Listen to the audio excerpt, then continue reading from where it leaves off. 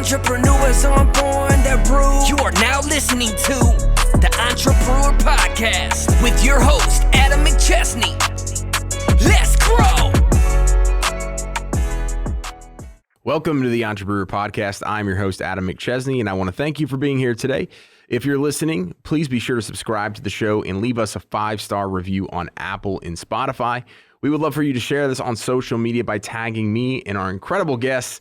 That way we can get this content out to more people. Today we have another great episode lined up for you. It's another in-person episode here at Half Coast Studios, which I love these compared to the one just over Zoom. My guest and I just met this past December through one of our mutual friends, actually a partner of his, someone he was working with. He's got an incredible software that serves a massive purpose in a space that I'm in digital marketing. And so I'm excited to learn more about him and also to have him share his story with the audience, as he's been a serial entrepreneur for quite some time, while also previously running a marketing agency. My guest today is Derek Mabie. Derek is a serial entrepreneur here in St. Louis. Derek, welcome to the show. Oh man, thanks so much for having me. Great to see you and meet you in person, Adam. I appreciate it. Yeah, man. I'm really excited. I was going through, doing some LinkedIn stalking, as I do for all my guests. And I know we've been connected on LinkedIn for a while. And just seeing all the stuff that you're currently working on, but also where you've been. Sure. I have a lot of questions, Let's right? go. And I'm sure the audience does as well. So let's kind of start a little bit talking about your history in the entrepreneurial space. Give us the rundown from where it started and where we're at now. So I think I've always had an entrepreneurial spirit, starting in high school, where I realized that they turned the vending machines off after lunch. And so some friends and I started selling stuff out of lockers like candy and soda, to the point where we actually got in trouble because there was such a huge line around our lockers between classes and people were late. But, I'm just a poor kid from Jefferson County trying to make a buck. And we were making about $30-40 a day. And then the school said we had to shut it down. But I think that cutting grass during the summer, those were my entrees into it. Yeah. And I don't know, I just never really was great at working for other people. Even in my early 20s after school, I followed a musical passion and a dream to be a musician. And what I think I didn't realize until much later in life was that was my first true effort into starting a business, was starting this band and trying to really make something of it. Because I wasn't a great guitar player, I wasn't a great singer, but I was a grinder and was willing to do whatever it took to create some success. And I often refer to it as my MBA. Driving around the country, booking our own shows, trying to get radio play, producing records, things like that. It gives you a real sense of what running a business is. And I didn't really have any entrepreneurial models for me in my life.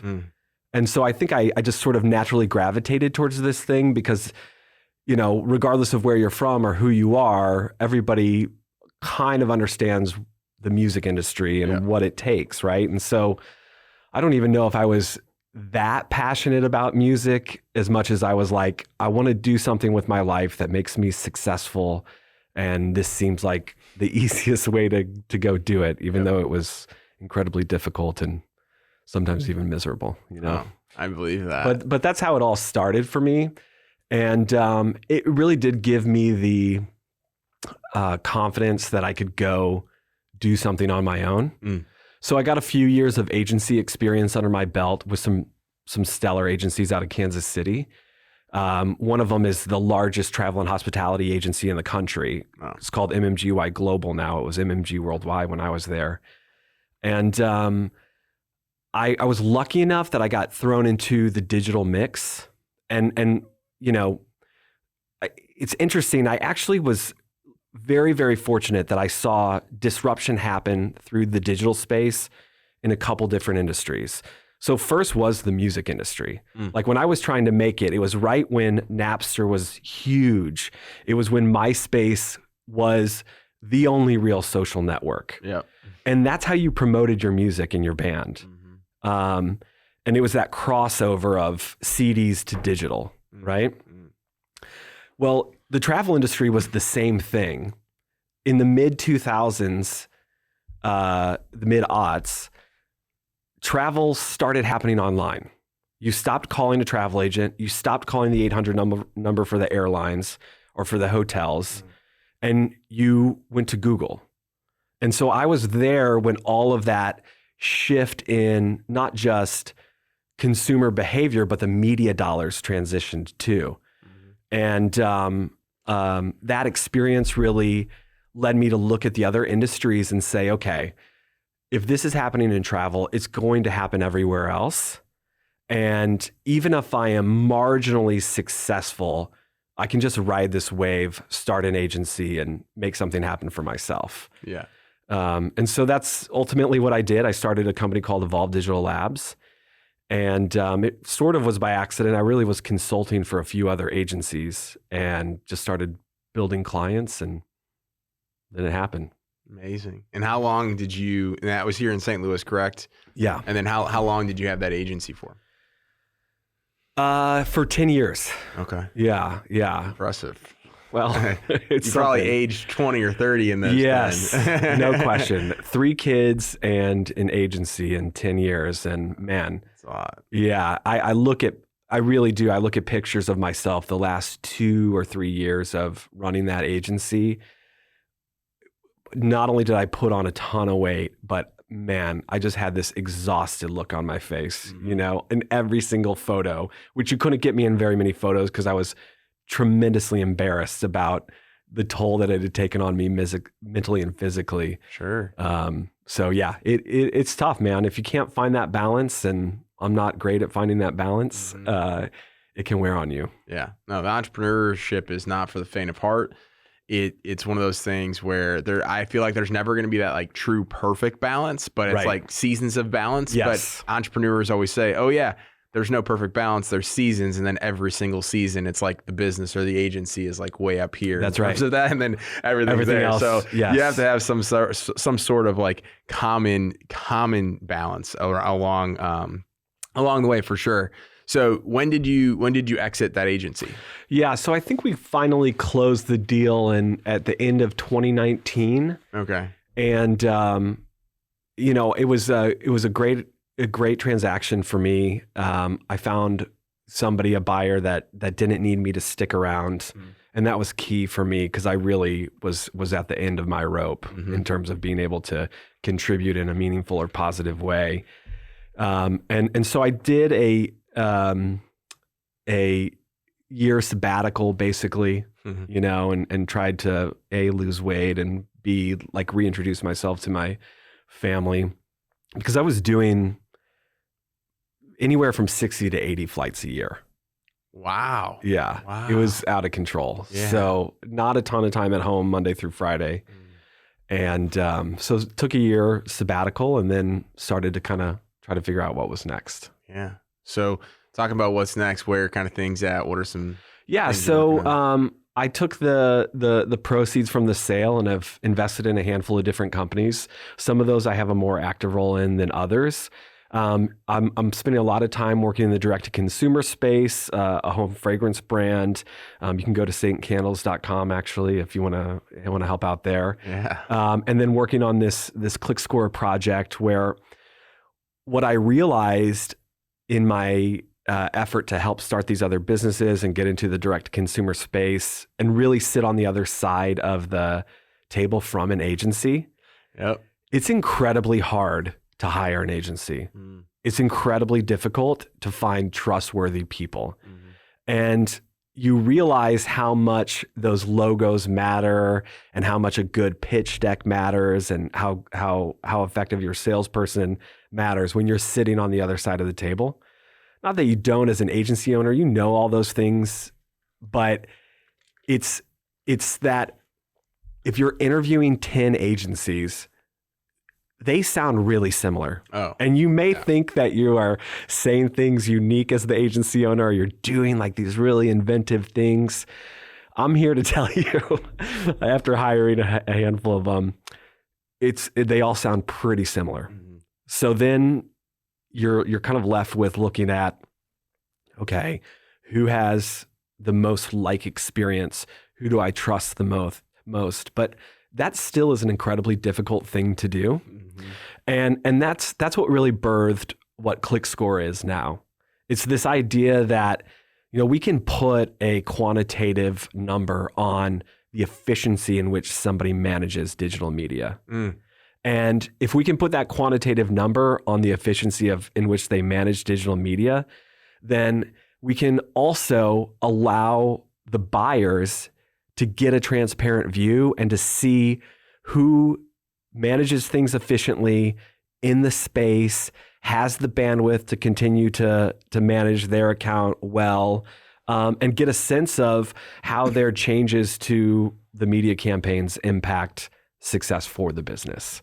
And I wanted to bring that transparency into the mix, and I wanted to be able to create a scenario where the transaction wasn't so painful and frankly archaic. Yeah. Right? The RFP process is like one of the legacy archaic business practices that we still have. Yeah. It's like, oh, okay, we don't really know what we want or need, so we have to outsource it.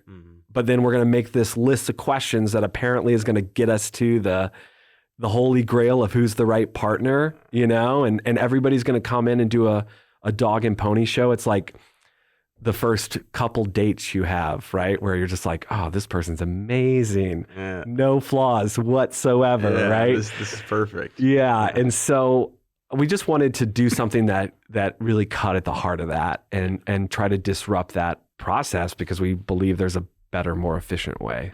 No, I love that. And I've seen the software. It's pretty awesome. So appreciate that. We'll definitely I know we have a lot of marketing agencies and just direct to business owners that are listening to this podcast. We'll put a link to that in the show notes. Awesome, thanks. Kind of want to talk and shift gears a little bit about your journey overall, and kind of talking about with the beer. We obviously talk about ingredients within a great beer. Within your entrepreneurial journey, we like to talk about the ingredients that have made you, or the things that have made you successful. Sure. So what are three key things throughout your journey thus far that have made you successful? Well, I've been fortunate enough to stand up and speak in front of some college classes on a pretty consistent basis. I actually taught a class at UMSL and would go in and guest speak at Lindenwood and Webster pretty frequently. And the thing I would tell those classes, there's two really key ingredients that you have to have as an entrepreneur. You have to be dumb enough to show up every day. Because there are days where, whether it's you're looking at your balance sheet, you're thinking about HR, you're thinking about your clients, there are days where it makes no sense to continue and to go into work. Mm-hmm. And so you really just have to sort of be dumb enough to keep going every day. And then you have to be smart enough to hire smart people. Mm-hmm. If you can do those two things, you've got a pretty good shot at success. Oh, yeah. And then the third thing that I wish I would have told those classes more and more, that I didn't start really keen into until I got older, you have to be empathic. Yeah. If you can't truly understand what your employees and your clients are going through, especially in a service business, your ability to optimize your service or their experience is pretty limited. Mm-hmm. And I always think about that visual of the difference between empathy and sympathy, right? Where it's like sympathy, you're standing on top of the hole looking down at someone and saying, I'm sorry you're in there, right? Yeah. Empathy is climbing down into the hole with them. Yes. Okay? Yes. And so being an empathic leader for your clients, for your customers, and for your employees is like mission critical to me. And so I think that the dumb enough and the smart enough, it's sort of tongue in cheek, but I do really believe that. Like, you just have to be so Teflon to be a successful entrepreneur. And then you do have to be humble enough and smart enough to say, my job really is to replace myself as often as possible. Yeah. And that's a hard thing to do, especially for a lot of us type A's that want to get in there and fix problems on the regular. Yep. But I do truly believe in that. And the empathy piece is, it's how you will innovate your products and services. It's how you will connect on a deeper level with your employees. And frankly, I'm not one. I know that this is a popular, especially in the marketing agency space. It's like people will talk about businesses as a family. I'm actually not down with that. Mm. I've got a family. I've got 3 kids and an amazing wife. That's my family. Okay. We're here in a professional work relationship. We spend an enormous amount of time together. And so we should be really understanding. We should be trying to make each other better. Mm-hmm. We should be moving towards one common goal. And I think that empathy is the key ingredient to do that. The empathy piece is huge, especially in marketing agency specifically. Like in our model, we have 26 locations, we have 200 employees, and I know hundreds of other agency owners. And that's the one biggest thing that people don't tend to understand. They're like, well, I work with roofing companies or tree service companies, and it works for everybody else. First off, let's be real. It's not working for everybody else. You're just saying that in your sales pitch. But 2, more importantly, is because something worked here doesn't mean, even if it's in the same market, in the same location, that it's always like, there's so many other factors that go into that. And it's, for whatever reason, it's so challenging for marketing agencies. I think a lot of times it's because the people that are doing the work, the people that are managing the accounts, people that are selling, aren't also obviously the business owner. So they don't think about it with that hat on. And I still unfortunately do a lot of the sales from time to time in our agency. It's a good and a bad thing. I do have a sales team now, but I like to hop on those calls, especially the ones that are a little bit more difficult, because I want to practice and pick up on those things. When somebody comes to me and they're like, hey, this other agency just isn't understanding that, that's where I can connect with that business owner and be like, hey, dude, I completely get it. And this is why, right? But so often it's so hard to actually translate that. And you see in marketing specifically, it's not next to non-existent. No question. Yeah. It's pretty crazy, but appreciate you sharing those. Those were incredible ingredients. And as we kind of talk about your overall journey, as we talk about like some highest of the highs and some of the lowest of the lows, what are some of those highest of highs and lowest of lows? Sure. So I think if I were to go and knock out a couple of the highest of highs, I remember sitting in my car, opening up the Inc. 500 letter and being, 490 something on the list. Amazing. Just cracking the top 500. Yeah. And getting emotional. Because it was like real validation of a lot of work that had gone, into that.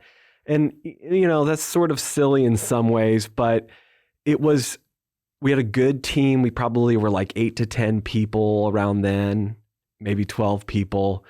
And it was just an amazing victory to be able to share with them. Because it was a signal that we were doing things really right, and we were having incredible growth over a 3-year period of time. I can also remember leaving a couple either pitches or quarterly, annually updates with clients and just thinking, man, we are really doing something here. Probably the 2 that come to mind, we somehow got invited to an RFP for Merck in their publishing arm. Right? This is a massive company. Yeah. We are a nobody group from St. Louis. And somehow we get invited to this thing. And I'll digress for a second. There's a funny side story here.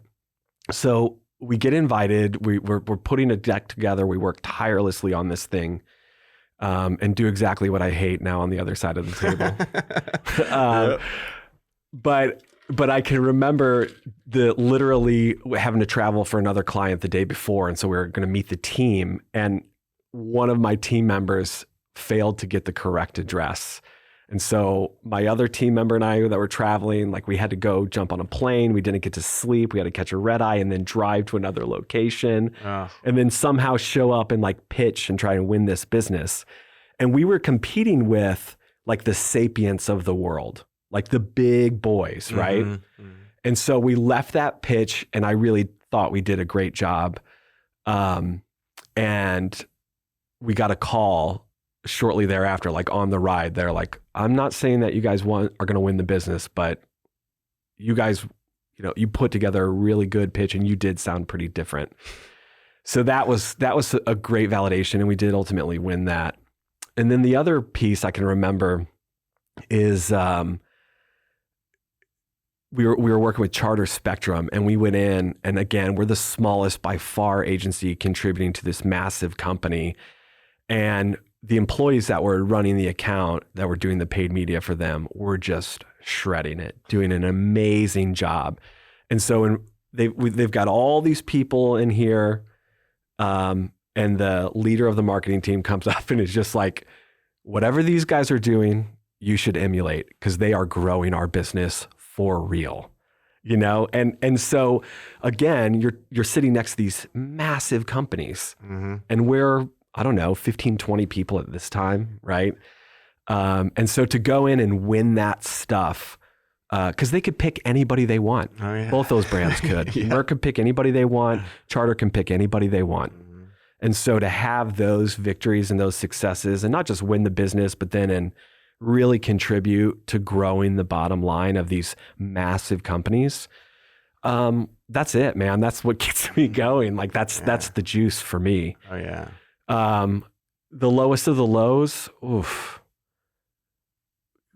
What time of the day is it? Yeah. Yeah. What problem do you have to solve? Like, I mean, I just can't even stress the amount of times. And hopefully if you're an entrepreneur, hopefully you have key people in your life that you can go and talk to. Mm-hmm. I'm really bad about keeping friend relationships because I'm super type A. I focus on work a lot. Mm-hmm. I'm focused on my family. Luckily for me, I can come home and talk to my wife every night. Mm-hmm. And I just cannot describe how often I would come home and say things like, I have no idea what I'm doing. I'm terrible at this. I'm a failure. Like just, it's hard. It's hard. Like I think as entrepreneurs, we generally are living by our balance sheet. Mm-hmm. Oh yeah. Right? Like your success a lot of times as an entrepreneur is, what does my balance sheet look like? Yeah. What does my growth look like? And so anytime you're not growing or you're not feeling great about how everything is progressing, it can be really low. The other things that, were really tough for me that it took a lot to get past is that employee boss relationship.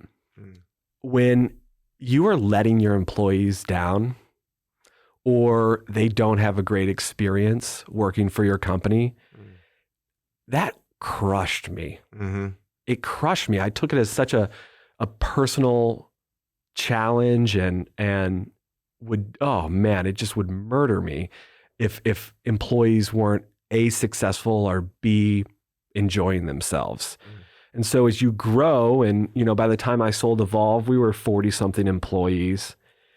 And we would have a couple employees that were so unhappy that they would literally plot and try to get other employees to spin off and do another agency or try and plot to figure out how to take clients, and that just, if you haven't experienced that as an entrepreneur, like buckle up, get ready, because that will crush you.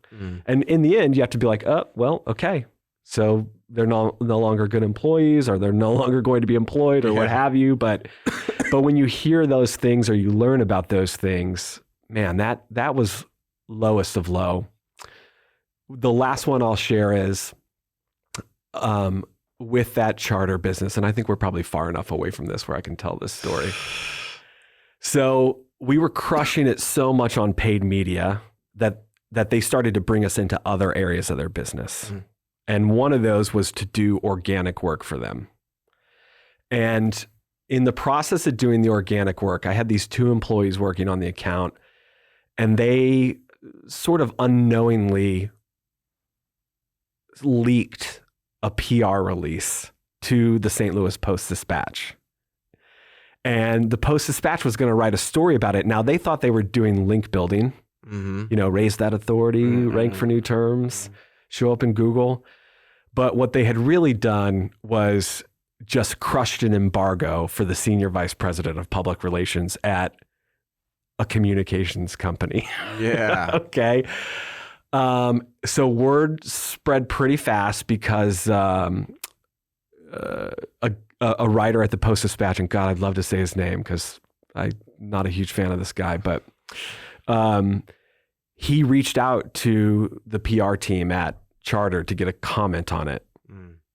And I get a call 15 minutes later from the same guy who stood up in front of everybody and said, whatever Evolve is doing, you guys need to do it too. He's like, if this story comes out in the paper, you're going to resign this account.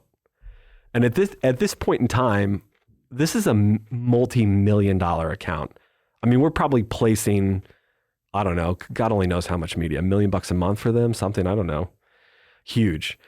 And so I begged and pleaded with this reporter not to publish the story. I'm like, I'll do anything. Like, I'll buy space. Like, you tell me, I'll find you another story, whatever you want. Please don't publish this. Yeah. He published it, and I got the call the following day after the story was published. And they're like, you're fired. You broke XYZ, whatever. So then I had to go and tell the team. Yeah.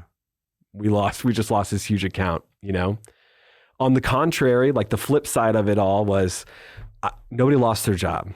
Even though this was a massive account, I ate it.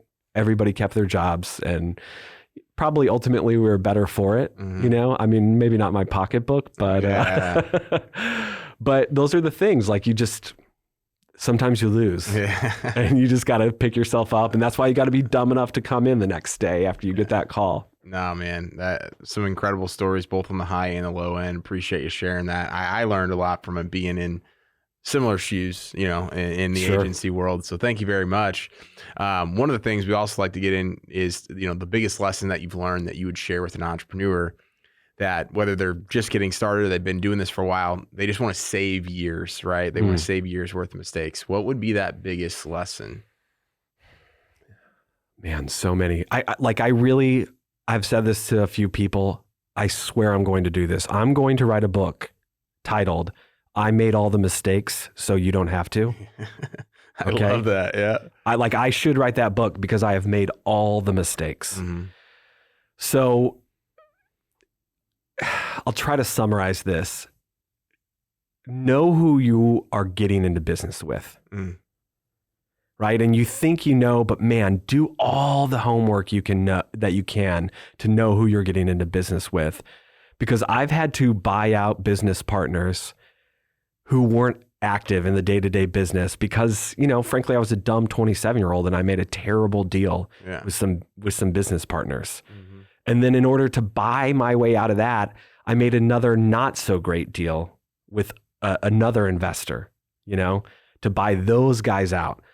And so then when I ultimately sold the company, I probably left $5 million on the table between those two bad deals when really I could have done it myself. Yeah.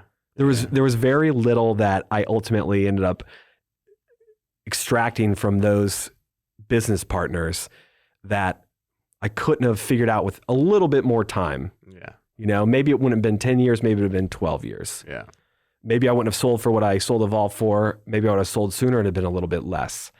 But know who you're getting into business with, know who you're signing up with, and man, find people who will give you an unbiased view of the decisions you're about to make. Don't be embarrassed. Go have the conversations. Don't feel too prideful. Don't have too much of an ego. Go talk to people who can help with an unbiased perspective, paint the picture of what you are getting yourself into with any of these business deals. Because it will take years off your life signing these bad deals and being in business with people that either don't have your best interest in mind or aren't going to contribute at the same level that you're going to contribute. It's so taxing and you know, it's not worth it, right? Like I basically was alone at Evolve, even though I had these business partners, right? Like I was in the trench by myself, running it in the day-to-day. And I'm so envious of the people that have great business relationships. Yeah. It's incredible to me. So I think if you can make sure that as you get into that venture on your own, that you have picked the right partners, that you're signing the right business deals and the right commitments, that's going to extract the maximum value of your time. Because that's kind of what we're all doing it for, right? Like as an entrepreneur, I like to build things. I like to take nothing and try and make something, you know, that's what I like to do. So your time is everything, right? And making sure that you have business deals or partners that understand the value of your time and are committed to contributing at that same level. I think that that's a lesson that a lot of us early on, we get nervous, we get scared. Again, I was 27, really had no business running my own company. And so I sort of just jumped at this offer that if I would have gotten a little bit more perspective or advice, I would have done a much better job of, and you know, would be in a different position today, one way or another. Yeah, no, it's, I've made that bad decision too in a previous business. So right there with you. Super valuable information, man. I think the audience is going to take a ton away from this episode. I know I did as well. As we wrap up here, we like to talk about the distribution. So talking about what's next for Derek the rest of this year and beyond. If there's stuff you're working on that want to share, things like that, and then we'll finish up the episode. Yeah, definitely going to keep grinding and trying to figure out this direct-to-consumer world.